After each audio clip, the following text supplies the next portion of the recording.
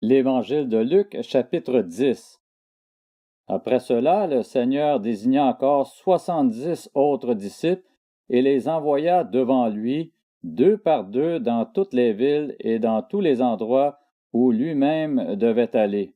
Il leur dit, « La moisson est grande, mais il y a peu d'ouvriers. Priez donc le maître de la moisson d'envoyer des ouvriers dans sa moisson. Allez-y, je vous envoie comme des agneaux au milieu des loups. Ne prenez ni bourse, ni sac, ni sandales, et ne saluez personne en chemin. Dans toute maison où vous entrerez, dites d'abord que la paix soit sur cette maison. Et s'il se trouve là un homme de paix, votre paix reposera sur lui, sinon elle reviendra sur vous. Restez dans cette maison, mangez et buvez ce qu'on vous donnera, car l'ouvrier mérite son salaire. N'allez pas de maison en maison.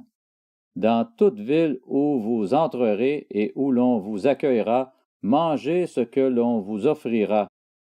Guérissez les malades qui s'y trouveront, et dites-leur, le royaume de Dieu s'est approché de vous.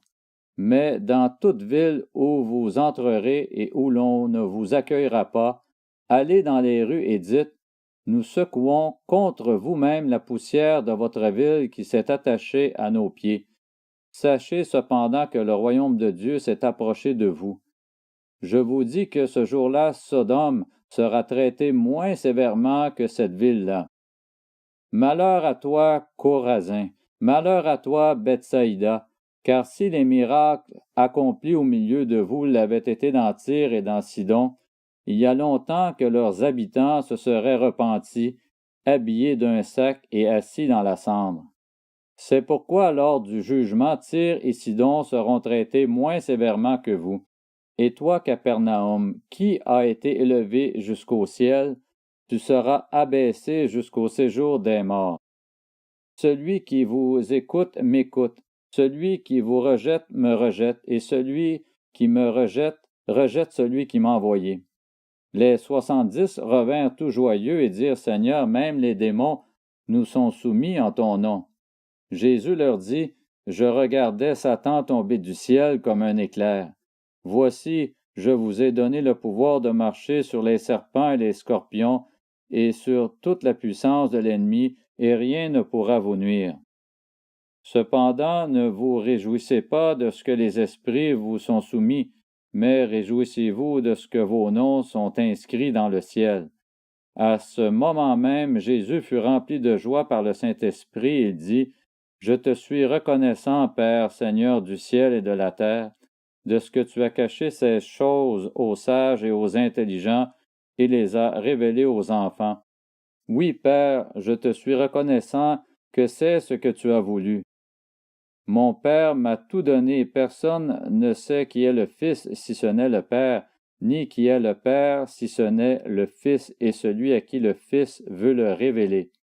Puis il se tourna vers les disciples et leur dit en privé, heureux les yeux qui voient ce que vous voyez. En effet, je vous le dis, beaucoup de prophètes et de rois ont désiré voir ce que vous voyez et ne l'ont pas vu, entendre ce que vous entendez et ne l'ont pas entendu. Un professeur de la loi se leva et dit à Jésus pour le mettre à l'épreuve, Maître, que dois-je faire pour hériter de la vie éternelle? Jésus lui dit, Qu'est-il écrit dans la loi? Qui lis-tu? Il répondit, Tu aimeras le Seigneur ton Dieu de tout ton cœur, de toute ton âme, de toute ta force et de toute ta pensée, et ton prochain comme toi-même. Tu as bien répondu, lui dit Jésus, fais cela et tu vivras. Mais lui, voulant se justifier, dit à Jésus, Et qui est mon prochain? Jésus reprit la parole et dit, Un homme descendait de Jérusalem à Jéricho. Il tomba entre les mains de brigands qui le dépouillèrent et le rouèrent de coups et s'en allèrent en le laissant à moitié mort. Un prêtre qui, par hasard, descendait par le même chemin, vit cet homme et passa à distance. De même aussi un Lévite arriva à cet endroit. Il le vit et passa à distance. Mais un Samaritain qui voyageait arriva près de lui et fut rempli de compassion lorsqu'il le vit. Il s'approcha et banda ses plaies en y versant de l'huile et du vin. Puis il le mit sur sa propre monture, le conduisit dans une auberge et prit soin de lui. Le lendemain, à son départ, il sortit 2 pièces d'argent, les donna à l'aubergiste et dit, « Prends soin de lui, et ce que tu dépenseras en plus, je te le rendrai à mon retour. » Lequel de ces trois te semble avoir été le prochain de celui qui était tombé au milieu des brigands? Mais celui qui a agi avec bonté envers lui, répondit le professeur de la loi. Jésus lui dit donc, va agir de la même manière toi aussi.